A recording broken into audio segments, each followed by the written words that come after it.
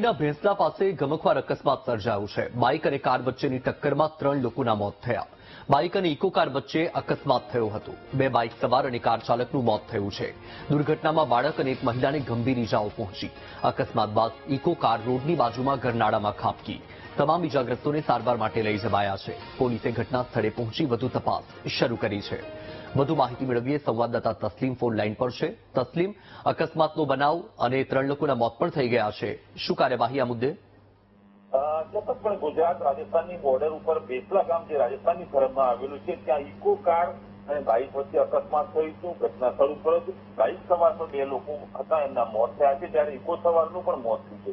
અકસ્માત બાદ તરત જ ઇકો ગાડી હતી બાજુના ગરનાળામાં ખાબકી હતી। પોલીસ ઘટના સ્થળ પર પહોંચી આ 3 લાશોને પીએમ મધ્યે મોકલી દેવામાં આવી છે। આ 3 જે અકસ્માતમાં મોત થયા છે એ મોડાસાના મુલોદ ગામના હોવાનું વતની સામે આવી રહ્યું છે। ચોક્કસપણે પોલીસે ગુનો નોંધી આગળની કાર્યવાહી હાથ ધરી છે। બિલકુલ, તસ્લીમ, માહિતી બદલ આભાર।